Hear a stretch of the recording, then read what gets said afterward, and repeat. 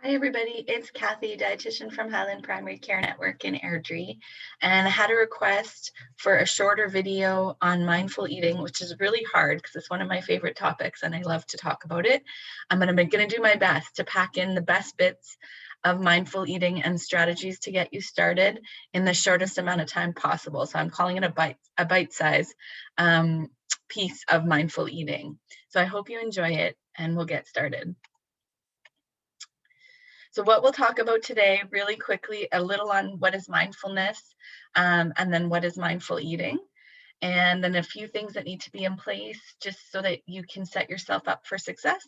And then I'm going to go right into the strategies. So we're going to do Am I Hungry, and the hunger scale, and then looking at how to nourish ourselves when we're feeding an emotion that's not hunger, so a non-hunger trigger for eating. And then we'll talk about liberalizing our food rules and life-enhancing movement or exercise. It kind of goes hand in hand with mindful eating. So I love to start, I like quotes. I think this one really sets the stage for what we're going to talk about. And this one's by Michelle May, and she's a retired family physician who became a mindful eating guru. And her quote is, "When you eat with the intention of caring for yourself, you'll feel content and not deprived." And so that's one catchphrase that I use all the time with people. And if you remember one thing, this might be one that's really helpful. So I always say to people, eat with the intention of feeling better after you finish than before you started. So that can look all different ways and might look different on Monday than it does on Wednesday for you. But if we eat with that intention, it also helps us to think about what does my body need right now instead of what do I want? So fueling our body and thinking of things in those terms. So when you hear mindful eating, I wonder what it brings to mind for you. A lot of folks that attend my classes will say, well, it brings to mind a time when I ate mindlessly, a time when I grabbed a bag of chips out of the pantry and I sat in front of the TV and I was just eating. And before I knew it, my hand was scraping the bottom of the bag. And I don't even remember even really tasting the chips. So mindful eating is the exact opposite of that. Put super simple, it's just paying attention on purpose to what we eat. And in our culture, that's actually pretty unusual. Usually eating is something we do on the way to do something else. It's just something we get out of the way with, but we want to start to try to make it, give it its own respect, I guess, give it its own time and space. So that's mindful eating in a nutshell. I'm going to back up really quickly and just talk about mindfulness. And the simplest definition of mindfulness is paying attention on purpose to what we're doing right now in the present moment. That being present is really a key piece. Other presentations we have in Slice of Happiness talk about mindfulness specifically. So I don't want to go into it too much, but I do want to go into those last three bullets that you see there, the non-judgment piece, the letting go and the acceptance, because I think they factor in huge when it comes to mindful eating. So there's so much judgments about the way we eat, and probably every single day I hear somebody say something like, I ate a chocolate piece of cake and I'm so bad. So just a lot of judgments around the types of foods we eat. We're not bad because we eat certain foods. And it's actually, science has actually proven this now. If we're eating something and feeling guilty or bad about it, we actually change the way we digest and assimilate that food. So the power of the brain is huge. And we really want to get it on side. We want to be careful how we talk to ourselves. And especially another thing I hear almost every day is, I'm an emotional eater. We want to be careful how we label ourselves. We all eat for emotional reasons all the time, right? If I say birthday, you think cake. If I say movies, we all think popcorn. So there's always emotional things attached and connections with food that don't always really make sense. But they're always there. And if we do it once in a while, it's not a big deal. But if you find you're coming home and feeling stressed after a day and your hand's in the pantry before you even know about it, and that's something you do, a few times a week or every single day, then it does get to be a problem. And we do need to look what's below the surface and what's fueling those habits. So yeah, and being careful around using how you label yourself, because what you label yourself with, the brain will just try to find facts to back that up. So let's back up things that we want to reinforce, right? Instead of things that we're not so happy about. So mindful eating, the broader definition, like I said, paying attention on purpose is one of the easiest ways to define it. But just to give you a little bit more rounding, a little more meat to round that out for you. So eating with intention and attention. So be really intentional when we eat, be purposeful. So the more planning and stuff we put into our eating tends to, we tend to make decisions that make us feel better after we eat. So really, normalized eating is a key piece of this. So it's really eating when we're hungry and stopping when we're full, and thinking about what does my body need versus what do I want right now? What does my mouth want right now? So yeah, and then again, my little tag phrase, so you won't forget it, is trying to eat with the intention of feeling better after you finish than before you started. And then eating with attention. So if whatever you're eating, whenever you're eating, eat with your full attention. So tune off all distractions. If you're still eating in front of the TV, try a night or two without it and see how you feel. We cannot mindfully eat if we're in front of the TV or reading a book or doing work. So stop working to eat and stop eating to work. Those are good little rules of thumb. But really tune into your food. So tune into the flavors and smells and the company at the table. That's part of the eating experience. That's not a distraction, even though kids and family chaos, that can be a bit distracting. But to me, that's part of the what Dr. Brian Wansink would call your tablescape. So just enjoy all of those pieces of eating. And the more you tune in and engage all your senses, so smell, feel, obviously the taste buds, the more your body can help you to say, you know what, I'm satisfied, I've had enough, so I'm good now. So yeah, just kind of tuning into the body a little more. That would be a key tenet that we're going to talk about, or a key pillar of mindful eating, is that your body has amazing wisdom to help you find balance. We just don't tune into it. We are taught from a very early age not to, actually, and we tune into a lot of external cues. Clean your plate is one I would say most of us have heard and followed for a really long time. And I would give you a little challenge, just to leave a couple bites on your plate. It's really, really hard, but it can be done. And then you realize how funny it is, how some entrenched and ingrained some of those messages are for us when we just try to leave a bite or two, which seems silly, but how many times have we heard there's starving children somewhere else, so we should really clean our plates. I would say it's wasted, whether if you're full and you're satisfied, it's wasted whether you take it in or you put it in the composter. So it's wasted either way. We have to start to shift our thinking about that one. So yeah, I like to think of nourishment in the total sense of the word, so well beyond just calories in, calories out. I think that's one of the biggest myths perpetuated in nutrition today, that it's all, if you put out more calories than you take in, you'll lose weight. That's one we talk about in weight management, myths and truths, as being a big myth, because it neglects this whole brain component of what's going on, that neurological piece. But I won't go into that too much today. But nourishing yourself is so recognizing those body's cues for hunger and fullness. So eating when we're hungry and stopping when we're full. Recognition of our non-hunger triggers for eating. So we're going to talk about that in a second. What am I feeding? What am I really craving? Because food can be an excellent analogy, and your body can kind of be whispering to you about what it really wants. So and a selection of food for both nourishment, so both what my body needs, and enjoyment, satisfaction, satiety, and using the fuel that you've consumed to live vibrantly, or just being engaged in whatever gets your body moving, and hopefully makes you smile at the same time. Okay, so I've heard a lot of people laugh at me a little bit, say that sounds too good to be true.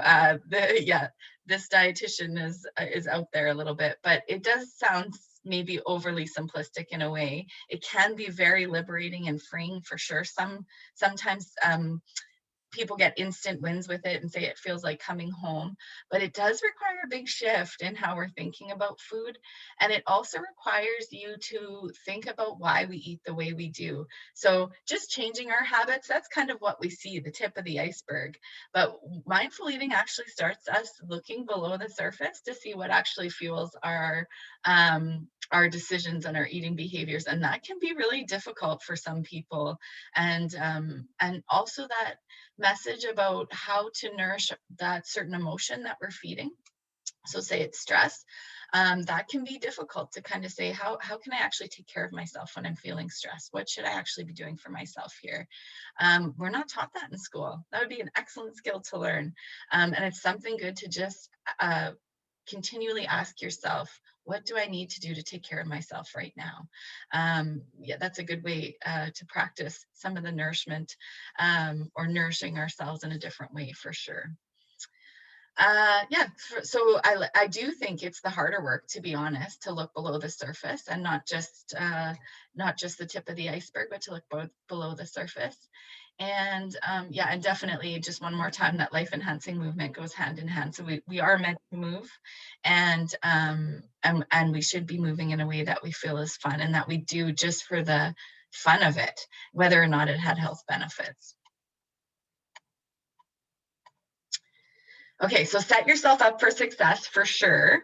And we do have other classes on this, but I would just say, if you're not sleeping well and the stress level is really high, it's very, very difficult to tune into the body. The body is just not going to cue us in the way that we need it to.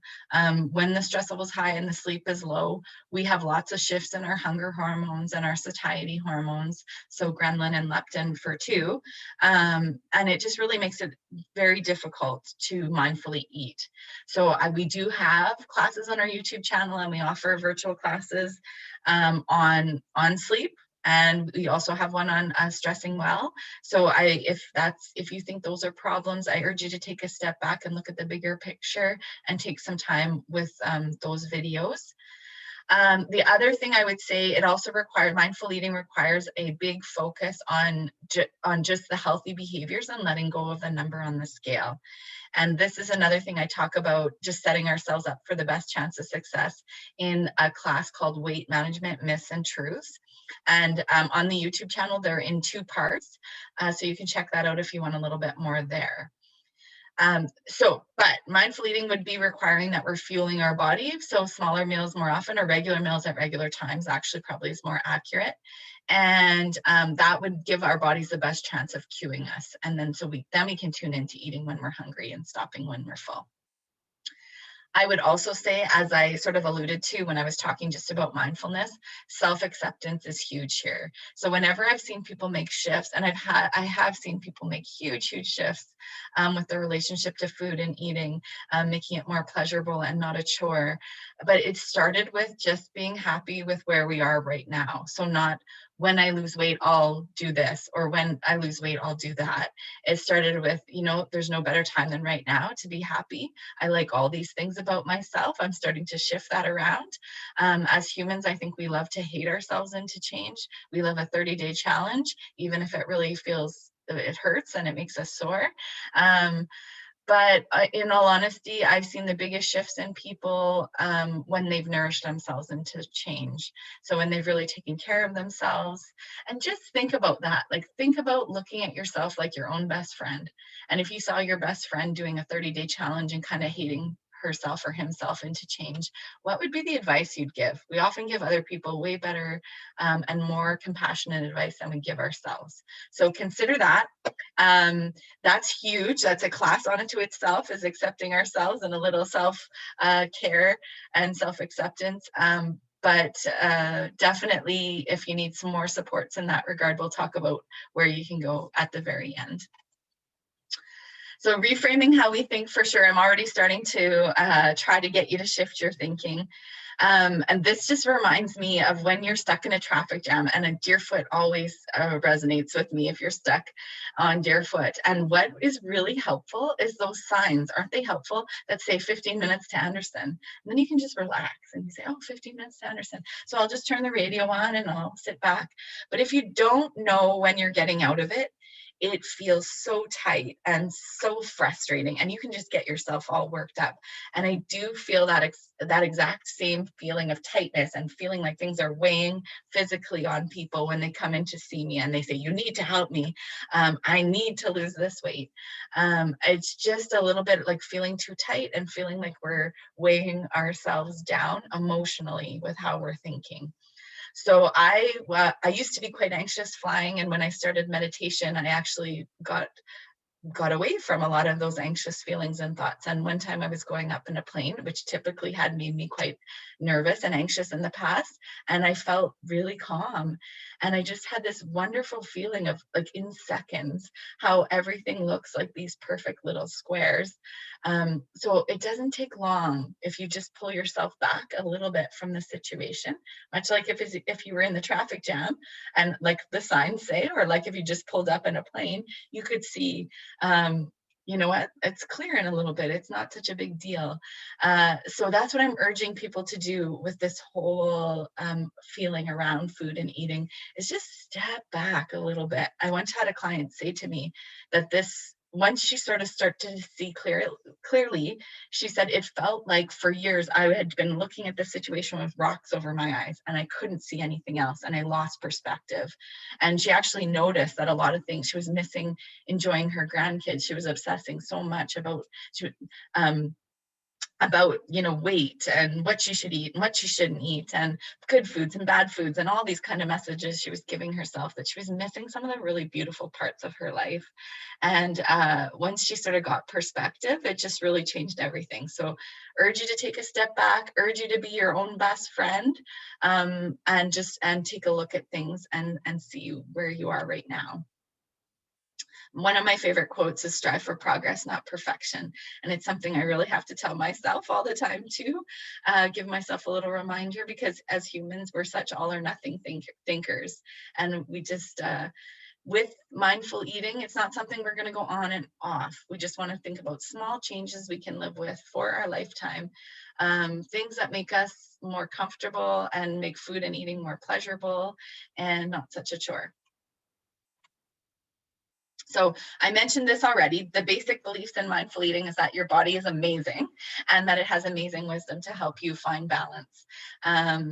But like I said, often we give too much attention to those external cues, plates, packages, commercials. Commercials make us salivate and get ready for food, so they can actually give us cravings and stuff like that. But you are the expert in you. I know a little bit about nutrition, and I'm happy to relay that to you, but you know how it'll work best for you. So sometimes it takes a little bit of experimenting, and sometimes, you know, you can have something that works for you at a certain period of life, and then things change, because life, if there's anything we can count on, it's that it's always changing. So we have to keep experimenting. So any skills you learn, just know that they're always transferable. You can always keep an open mind, try something new. Okay, so this is just a little quick recap. So, you know, think about turning away from fad diets or anything that you go on and off, and think about tuning into yourself. So think long-term, small changes that you can live with for a lifetime. And yeah, I really encourage you to think about any changes you make as just kind of experiments. Just have a playful curiosity about them, because that takes a lot of the judgment out of it. It's like, if I try to eat breakfast, say on Monday, Wednesday, and Friday, how does that feel? Do I feel better or worse? And just kind of play around with things like that. And yeah, just make a little hypothesis, be a little scientist, and have a little theory and test it out. And if it doesn't work, then try something else. But if it works, then great, you found something that works for you. And I've mentioned that a few times, making food and eating pleasurable and not such a chore, not so tight, right? We want to feel really empowered and like that we get bigger and stronger when we're thinking about this issue. If you're thinking about food and it's always making you feel smaller, we're going in the wrong direction. Your body is telling you something there. So kind of take note of that. So recapping, mindful eating, eating with intention and awareness. We want to recognize our body's non-hunger triggers that cue our eating. But we want to think about selection of food, again, for nourishment, for what our body needs, but also for enjoyment and satisfaction, because that is all part of eating. And then using that fuel to live vibrantly in whatever way we choose, as long as our body's moving. And yeah, I've definitely said a few times that I just think it can be really powerful for people. It can be life-changing. I know it was for me and for some colleagues and some patients that I've been with. But it requires some hard work. And sometimes you got to keep challenging yourself with that. So we want to start thinking about why I eat the way I do, and thinking about, am I hungry? And normally at this juncture, I show a little video, which I'm going to put the links to it below the YouTube video. So it's called One Mindful Bite, and I really encourage you to take a peek at that one. So weighing in, I just wanted to quickly show you my scale, and notice there's no numbers on it. It says awesome, ravishing, fine, perfect. What a better way this would be to start your day than seeing a number that makes you feel however it makes you feel. It's a good thing to cover up your scale with wonderful words instead of numbers. So just quickly, this isn't a new, mindful eating is not a new concept. I don't know the Blue Zone Project, if you're familiar with the Blue Zone Project, but there's a little area in Okinawa where they use this Confucian saying, Hari Hachibun. And so it's like 3,000 years old. And really it's just, it roughly translated means eat till we're 80% full. So eat till we're comfortably before we're full. Eat till we're comfortable just before we're full. So it's not meant to be a calorie restriction, but it's just a, ancient wisdom, recognizing that our brains are a little bit behind our bellies. And yeah, that we should, in our culture, we tend to eat when we're hungry, stop when we're full. I might have even said it a couple times in this presentation, but we actually want to eat when we're hungry and stop when we're comfortably satisfied. And I think we also, once we kind of start getting tuned into that, we also want to kind of start to notice as we eat, is the hunger dissipating? Because I don't think we tune into that at all. And it's actually a little amazing piece of wisdom that our body's giving us. So I like the hunger scale. I tend to like numbers, but you could gauge this however you want to. So one being too empty, and I would really, when we get too hungry, we always eat faster. We tend to really overeat. So we want to catch ourselves before we get too hungry. We actually want to be more just feeling like I'm just starting to get hungry. I'm starting to prepare my meal, that kind of thing. And I know our days are busy, and logistically, it's not always like if I'm in the middle of talking with a client, I can't just say, okay, well, I'm hungry and now I have to leave. I totally get logistics, but just, our bodies do tend to like patterns. So they do tend to get hungry at the same time. So it takes a little bit of experimenting, but it can be done. So yeah, we want to start to eat when we're hungry, and we want to stop eating when we're comfortably satisfied. So physically and emotionally. So just thinking about that hunger scale a little bit. And if you do any food journaling, and food journaling can be a double-edged sword, right? When it gets obsessive, and when the app or whatever you're using, if it tells you you're out of calories and you're hungry and you don't listen to your body, I think that's when I worry about the use of apps. But where I think journaling your food can be really helpful is when we sort of let all the calories and the macros and the micros go, but we look at, how am I feeling when I'm eating this food? What is it I'm actually feeling? Am I actually physically stomach hungry? Or is this more something we would, in Craving Change, we would call heart hunger or emotional hunger? So what am I feeding? Okay, and that's a good segue into, so we're asking ourselves first, am I hungry? If we are physically hungry, we're going to eat. If we're not physically hungry, we want to start to explore what's the emotion that we're feeding. So lots of non-hunger triggers for eating, and stress is at the top of the list. Tired is very high there too. There can be lots of reasons. We can be angry. As much as you can, narrow in on that emotion. So not just stress, but frustrated about this particular thing, as defined as you can, instead of broader terms, because the more we are to identify, the more we can uncover the actual emotion we're feeling, the more likely we are able to figure out how to nurture ourselves through it. So that's the next step.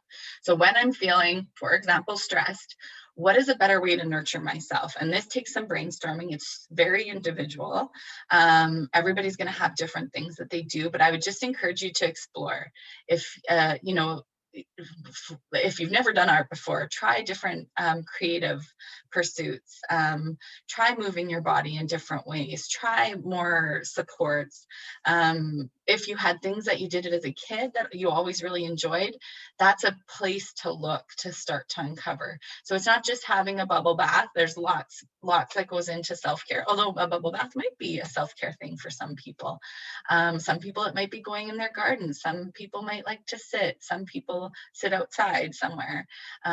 So 1,000 different things. And we do go into this a lot more in Craving Change. We actually spend most of a of a whole session on it, on identifying our triggers and how to nurture ourselves. So if you like this kind of thing and think that you might need more support here, Craving Change is a good class for you, and you can find out about that on our website for sure. Okay, so address your reasons for eating. Think, what am I feeding? What am I craving? Why am I eating the way I do? And then again, explore ways to nurture ourselves that would help us instead, that would take care of ourselves. So like I mentioned, it takes some time. Some of the initial freedoms and letting go of mindful eating can come right away. But some of that, like what's under the surface, what am I feeding, what am I actually craving, can take a little longer. So, and we are not that used to tuning into ourselves, and we're not taught that really. Usually we're kind of taught to push it down and shove it down and put it away. So we want to kind of bring that stuff to the surface and take a look at it, and bringing our awareness to anything is usually the first step in changing it. So if we're not aware of it, we can't change it at all, for sure. And always know too, if things come to the surface that you weren't expecting, maybe they've been pushed down for a really long time, that it's a great thing to reach out. It's strong to reach out for some mental health supports. So whether that's a behavioral health consultant, the nurse or social worker in your doctor's office, or mental health supports in your community. In Airdrie, it's Airdrie Mental Health, or Community Links also. So yeah, so it really takes some time to tune in to our own cues of hunger and fullness, and it can take even longer to experiment which combination of foods will function at its best. And sometimes it does seem like just when you get it all figured out, your body changes, you go into a different stage in life, and you got to figure it out again. So that's part of the fun though, I think, right? Life is for learning. And we just got to figure out what works for us, and keep experimenting and exploring. And if we look at it more as experimenting and exploring, it can feel just a lot more freeing. So one of the basic strategies is liberalizing your food rules, or just kind of taking a look, bringing some awareness to where you have food rules. And as dietitians, we've come packed with food rules, and it's taken me a long time to sort that out. But yeah, if you have a lot of things in your mind where this is good for me and this is bad for me, kind of just see where that's serving you or not. For example, if you're like, I shouldn't eat chocolate, it's bad for me, and you do that all the day. I shouldn't eat ice cream. I shouldn't. And then all day I've thought about ice cream. And then I go to the store after work and I buy a pint of ice cream. And instead of just having a nice little portion, I've eaten the whole thing. So that's dieting psychology 101. The more we tell ourselves no, the more likely we are to indulge and then overindulge. So we want to kind of look at what's going on up there, and we want to just notice, like, maybe that's not serving me. Maybe I need to try something different there. What might that look like?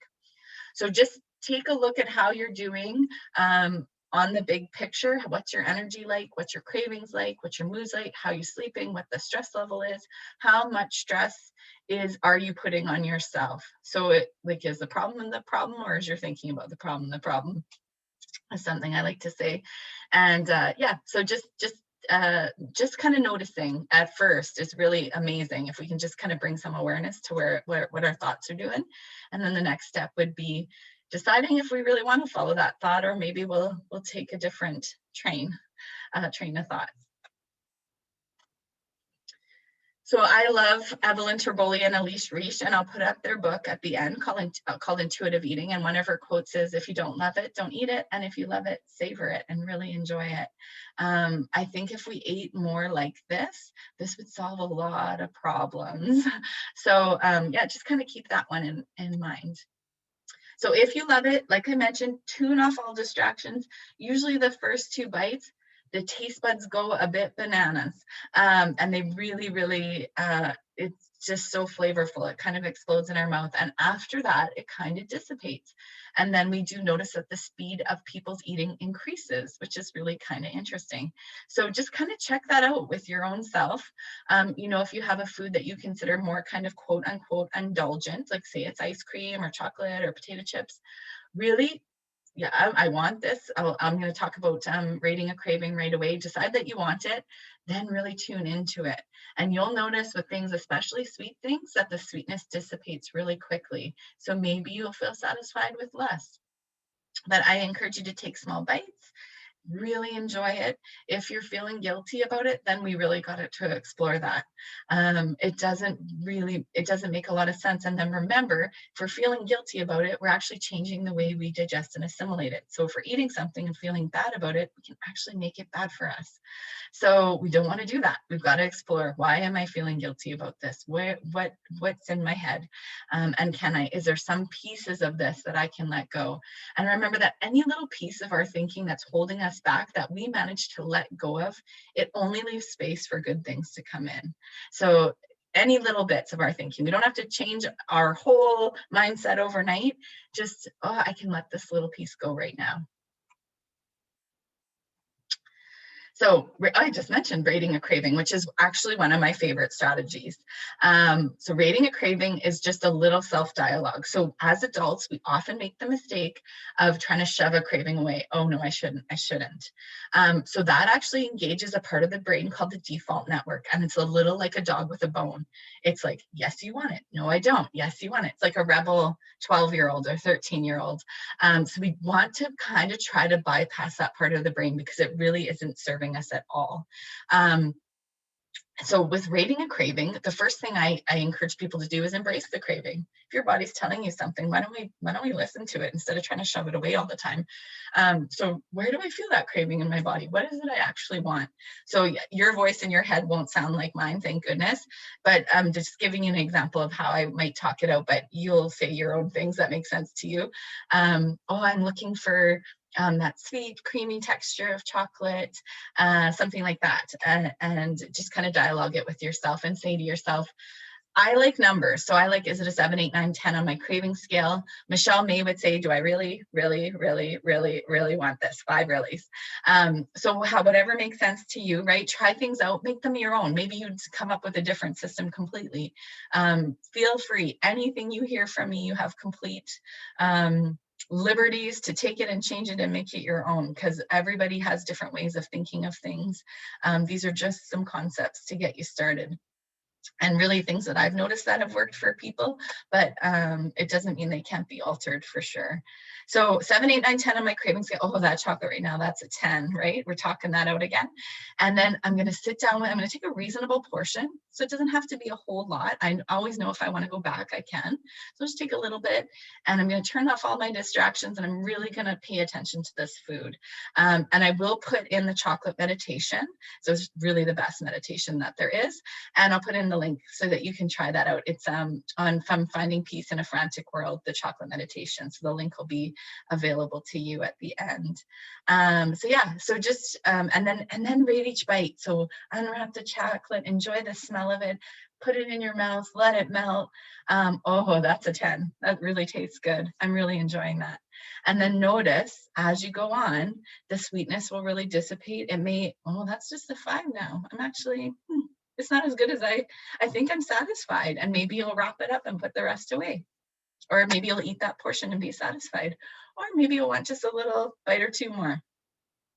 But either way, what people do say is that they really tasted the first bite rather than the 5th. Sometimes they'll say, well, actually, when I mindfully ate it, it didn't taste as good as I thought it did. So that's interesting too. So just kind of explore it and see. The other thing that I forgot to mention with just embracing a craving.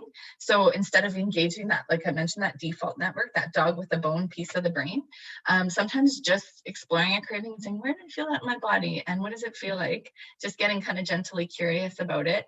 And I will put also the Judson Brewer, How a Simple Way to Break a Bad Habit TED Talk link for you to access as well. And he talks more about this. But sometimes just embracing a craving and sinking into it, it actually starts to dissipate. It doesn't have a strong hold on you. So it's just interesting when we don't try to push something away. Most cravings come in waves. Typically what I've heard people say is like a strong craving lasts about 4 minutes, and this can fluctuate dramatically, but it tends to have a peak and then subside. So sometimes just knowing that little bit of information is like, I'm just, because sometimes I'll say to myself, just because I have a craving doesn't mean I need to act on it. So riding out a craving can be a couple of things. Maybe you just distract yourself completely from it. And we do lots of fun things in craving change to play around with distraction. But I also do say this to myself, and I find it helpful. It's way more empowering to say, you know, I can have that. If I pass the break room and there's donuts from the day before and I'm like, I don't really want that. I can say to myself, well, I can have that if I want to. I just choose not to right now because I don't actually think it's going to satisfy anything that's going on for me. So but riding out a craving is just, maybe can I distract myself for 1 minute? Often we're very distractible, and once we distract ourselves for a minute, we're on to something else. What we don't want to get into that habit of, oh, I want it, but I thinking about it all day long. We want to try to get away from that. But usually cravings are quite short if we can just kind of say things to ourselves that are more empowering, like I can have that if I want to, I just choose not to right now, and then can I distract myself with something? So yeah, noting your triggers and finding an alternate route. And again, this is most of a class in craving change. So just kind of notice what triggers you. Maybe it's a work situation, maybe there's a family situation. It could be internal things, just, you know, somebody hurts your feelings, or external things that happen. Of course, external things are internal things as well, right? Because it's how it affects us inside. But still, maybe there's something like what every time you talk to your neighbor who's very stressed, you find your hands in the pantry, something like that. So noting your triggers and finding an alternate route is literally just that. So if you find that here's my example.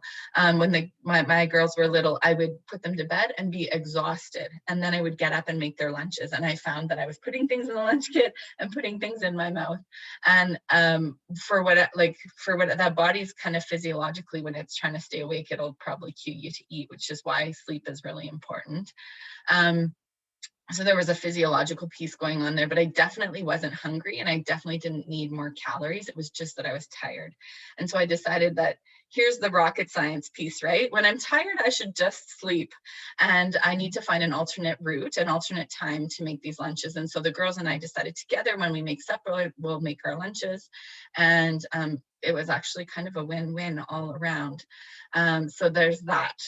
So it's just kind of noting your own triggers and finding something different to do. So usually there's a trigger and a response. Like if say I always crave something sweet after dinner, that can just be a learned behavior. It's just like a puppy with a leash, right? Puppies get excited about leashes because they've been paired with walks. So we've just paired a sweet thing after dinner, and so now we start to crave the sweet thing. So we want to start to unpair that. So we want to think about how to nurture ourselves after dinner. Maybe it's a quick walk, a call to a friend, something like that. Once we pair that behavior with a new response for a long time, we can make a new pathway in the brain. So really, really cool. Our brains are limitless in the amount we wake up with new baby neurons every day and the capacity to make new pathways. But I will say the brain likes ruts. It makes ruts. It likes to keep you safe. A brain likes to keep you like a ship in harbor. And that's safe, but it's not what it's meant to do, right? You were meant to sail. So we have to rewire those pathways in the brain and be outside our box a little bit, right? So going for seconds, wait for 20. This is just a good rule of thumb. Anytime, usually when we're going for seconds, it has more to do with mouth hunger, just I want to taste it again, than it does with physical hunger. So when you plate, so also Dr. Brian Wansink would say, bring a lot of mindfulness to your plating process, because 99% of adults that we're going to eat what we plate. So bring a lot of mindfulness, even under plate yourself a little bit, and then know you can go back for seconds, but wait for 15, 20 minutes. Because our brains are 15, 20 minutes behind our bellies. And especially in our culture where we eat so fast and we don't really tune in and taste our food, this can be especially true. So. Yeah, and I think we just, as a culture, need to reframe how we think about mistakes or challenges or setbacks. I just really would like people to embrace the concept of I'm out of my box, I'm learning new things, so I'm gonna make mistakes. And when we make mistakes, we're learning, and learning is awesome. Being gently curious and kind of figuring things out. If we always stay the way we've always been, we're gonna get what we always got. My boss always says that quote, but a little more articulately than I just did. But try new things. Don't be afraid to make a mistake. A mistake is only it's only really a mistake if we don't learn anything from it. If we learn something and like, oh, that doesn't really work for me, actually, I'm going to try this other thing instead. If we just embraced our mistakes and our setbacks a little more, I think, we wouldn't be as afraid to try. Yeah, except for a civil engineer, because there's no such thing as a little mistake in this situation. I just think that's so funny. But for most of us, life is a moving target. Just when we get things figured out, it's probably going to change a little bit, whether that's a life cycle or something with our body or our health. So yeah, just think of things as experiments, have a gentle curiosity, no judgments, no bads, no shoulds. Don't hit yourself with the should stick. And that takes a lot of the stuff that happens in the brain out of the equation, which is kind of cool. So another tagline, I tend to fall into ruts of the things I say. So I say a lot of the time, it's just food. Don't let it have so much power, right? If you find yourself saying, I can't keep chips in the house because I can't control myself around them, that food has a lot of power over you. So we want to kind of neutralize those messages. That's how we can really tell that we have good food, bad food, dichotomous messages there. And we want to try to make things neutral. Really, if now we know, if we're feeling really good about something we're eating and saying, yeah, this is what I need right now for some satisfaction, then we can make that food, if we can make it bad for us, we can make it good for us too. We just want to keep things reasonable and enjoy them and get the satisfaction out of them. So if you really like this and want some further reading, these are the gurus that I mentioned that really have been influenced a lot of the studying I've done. So Elise Reich and Evelyn Triboli is Intuitive Eating. Michelle May, Eat What You Love What You Eat. And she has a lot of books and variations. So there's one for diabetes and there's one for all different things. The Watsink book is a little more just entertaining, but it's good too. It's called Mindless Eating. And all these books are available at our library on audiobook or a regular book to order in.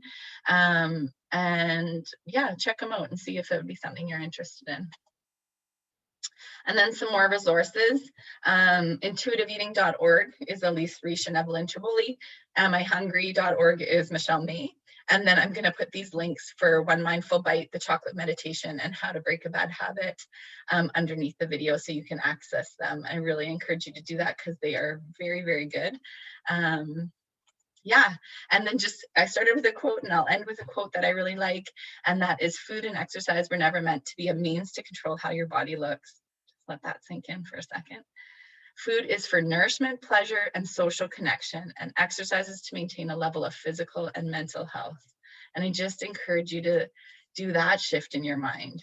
Not what does my body look like, but what does my body do for me? And there's a whole different feeling that comes from that. Yeah, what our bodies do rather than what they look like. So don't eat or exercise in a way that feels miserable or like punishment. Eat and move your body in ways you enjoy and that leave your body feeling good. Right? When we feel good, we take better care of ourselves. It's just makes sense, right? Okay, so this was very quick. This is the best I can do to not go on and on. But if you have questions or you feel like I need to know how this works in my life, you have some tools. You have a nurse and a social worker in your doctor's office. As long as you doctor from Airdrie out to Didsbury, you're part of the Highland Primary Care Network. And so you can book with them directly. Just call the front desk and book in, and they can help you a lot with how it works in your life. And we do have lots of other classes. So if there's other pieces you found that when we talked about that interested you, please check them out. And we do have some virtual classes, and once we can safely get back together, I can't wait. So watch for that too. Our website is probably the best place to go, www.hpcn.ca, and then under programs, go to Health Improvement Program, and you'll find all about us and our handouts and everything. The YouTube channel is all on there. So Thank you so much for joining me. Like I said, I tried my best to make it as short as possible, and there's lots more out there, so lots more to explore and get to know if it interests you. But yeah, thanks so much, and I hope we'll meet up again someday soon. So take good care. Bye bye.